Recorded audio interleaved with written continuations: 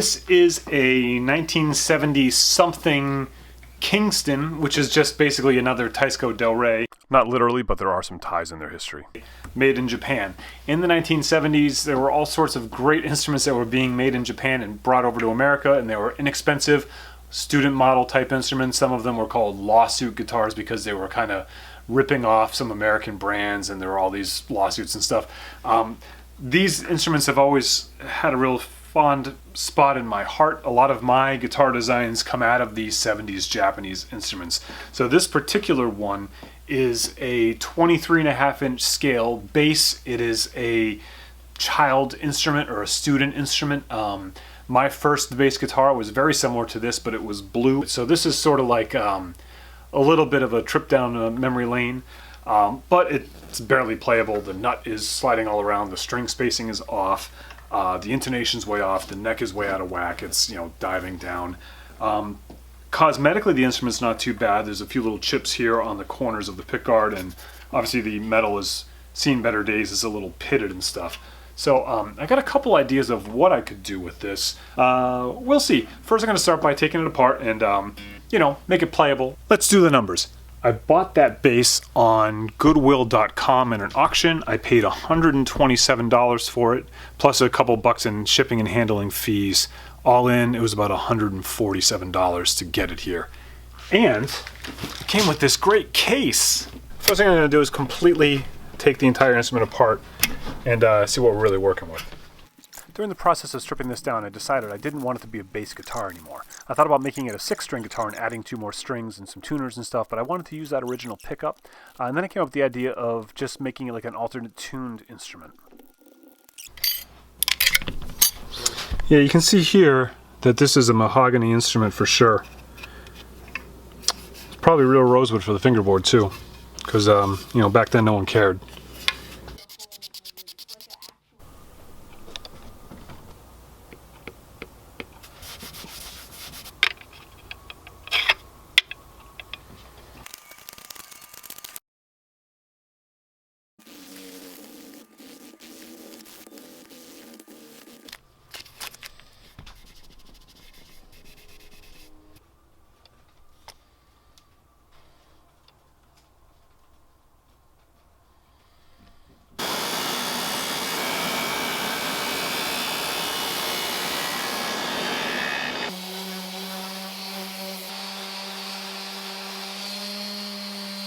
This is one hell of a laminate. Unfortunately, all of this, it looks cool, but it's not, it ended up, burning through some of this top veneer, so we have this other veneer showing, then it gets into this sort of less attractive wood here. This back looks mint. What I think I might do is tape the back off and then paint the rest.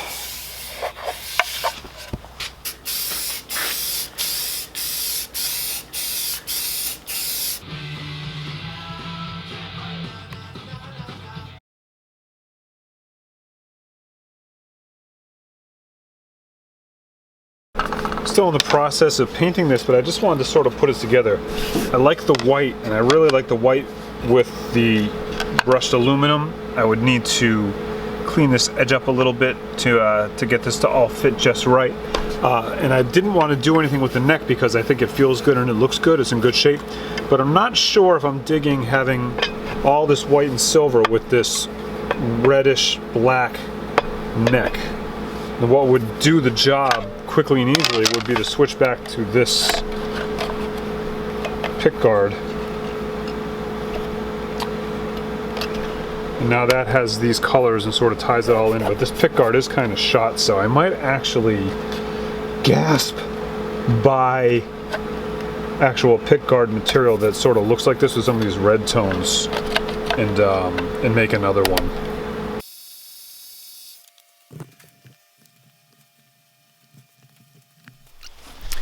I had this art teacher in high school, Mrs. Hannah, and she gave us the assignment to do a still life. She's like, you can do all the still life, you can do just a corner of it, whatever you want to do, but you can only use black, white, and then one other color of paint. And I said to her, I said, well, how do you expect me to be creative if I can only use one of the color of paint? She said, well, that's the point. You have to be more creative because you can only use one color of paint. And that has been like the driving mission of my whole artistic career, is to look at limitations as an opportunity rather than a restriction. And that's what I really enjoy about doing these types of projects like I'm doing here. I have the restrictions of the instrument that's before me, but it's because of those restrictions that it's going to force me to find creative solutions to the problems that I'm faced. But getting off that point and looking at just specifically working on these types of instruments, they're relatively low risk because they're not ever going to be worth a lot of money. And there's a lot of them out there. And so it's an opportunity to really, experiment with ideas and be creative. Like this whole standing the back off and doing this, I didn't do it with some precision paint job. I don't have a million hours into it because this guitar is never going to be worth that. But it gives me an opportunity to look into the ideas and see if they're worth pursuing in more depth and more detail on other instruments. See what I like and see what I don't like without getting bogged down with having a million hours into a complete custom build from scratch and then having no customers for it because the idea wasn't good. These are the kind of conversations that I like to have over at Patreon at patreon.com/TimSway, where the rest of this series appears. Like for this instrument, there's much, much more that went into this build that you're not seeing here. And it's over there if you're interested in that sort of thing.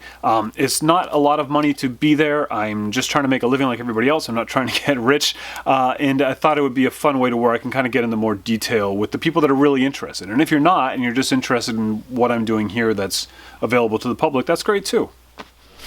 My guitar workbench is an old medical examination room bench. I'd gotten 2 of them from a nursing school that closed down, and in the drawers of one of them were all these like half hospital gowns. So I use them a lot for little work surfaces.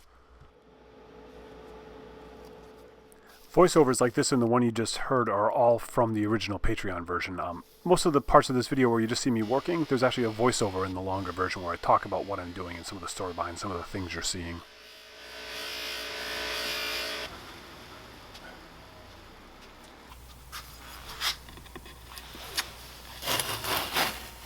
Business in the front, party in the back.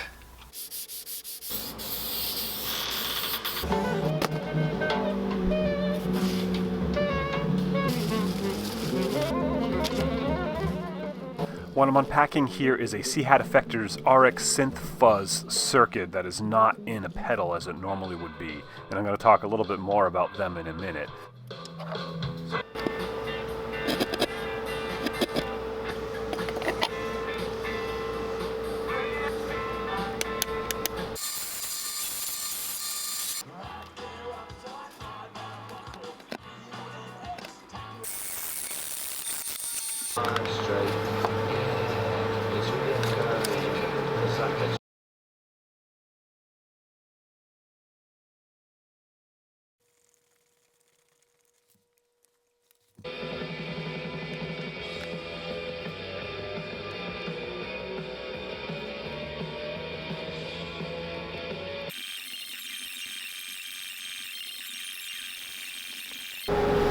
This is a mistake I made in the past once before when I was making a kind of weird effect pedal and someone made a circuit board for me, is I didn't insulate this board, and so there were parts of this motherboard that were touching the metal ground area, and we need to avoid that.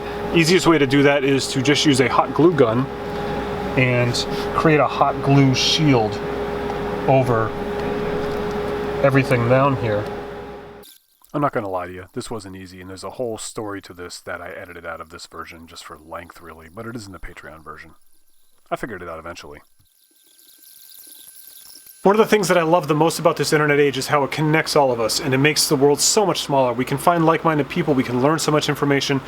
Just in this video series alone, I've been working with these Soviet Union era guitars, and I've gotten to meet and discuss guitars and music and life with a lot of people from the other side of the world that I just never would have had the opportunity to do that with if it wasn't for this tech. And I love the fact that we can have this community where we can really have this sort of open and comfortable forum to meet and discuss things that we all love, like music. Now, there's one guy I found on Instagram a couple years ago. I saw he was making these pedals out of these old phones that just blew my mind. His name is Putro, and his business is called C Hat Effectors, and you can find him on Instagram at C Hat Effectors. And I had to buy one. I bought it instantly, and when he sent it to me, he also sent me some of his band's CDs. His band is called Frankenstone, and they are, like, seriously, one of my favorite punk rock bands I've ever heard.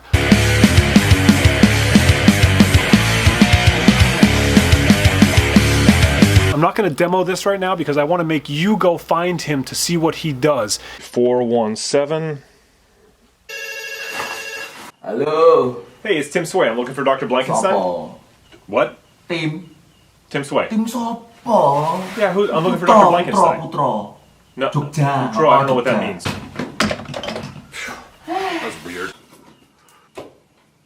So go check out C Hat Effectors. And when I got the idea for this instrument to take it from the realm of being a very normal instrument to something sort of abnormal, the first thought I had was I need to call Putro and I need to figure out how to get some wacky nonsense happening electronically in this guitar.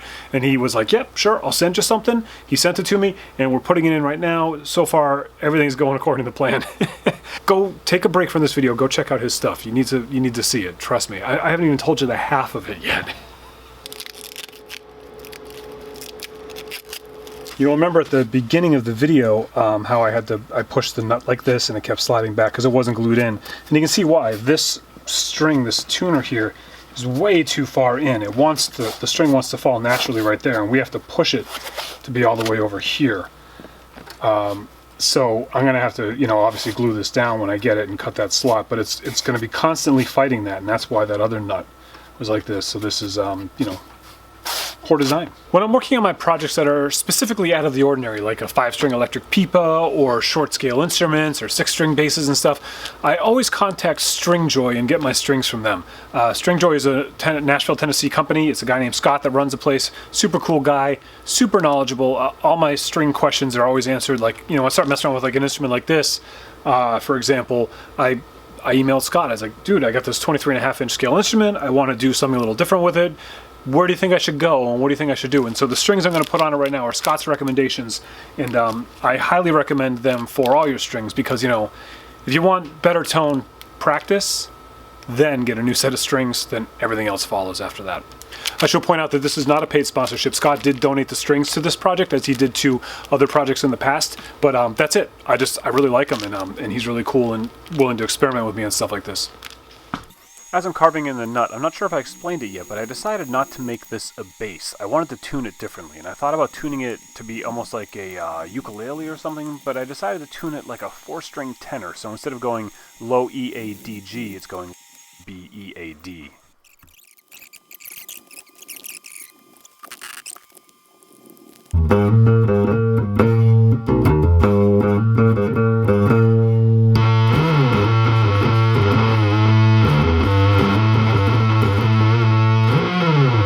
A strange little bird. I went to school on the wiring, and I've got it all up and working, but there's some things I think I want to do differently about the wiring, so I might dig in there. The action and the neck and stuff are all pretty good. The intonation's a little squirrely on these things, which is typical, but before I do any of that, I want to take it home and see if a song lives inside it.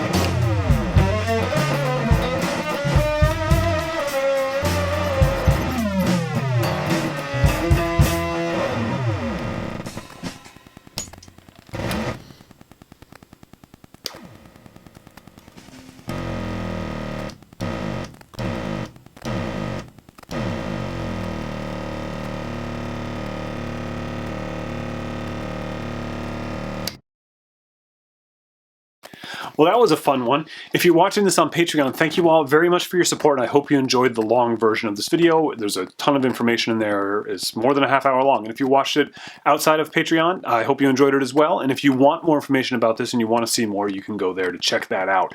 And as for the future of this instrument, I'm not quite sure what I'm going to do with it yet. Right now I'm going to hang on to it, I think, because I might do some more experimentation with the electronics. Thinking about, I have some other ideas of things I could do to adapt this. So it might be a future video project again, even. And if you are seriously interested in it, you can always contact me privately and discuss, because I do have a lot of projects on my plate. But like I said, right now this is going to my collection unless one of you convinces me that it should go in yours. All right. Thank you all very much for watching. I hope you enjoyed this video, and please be good.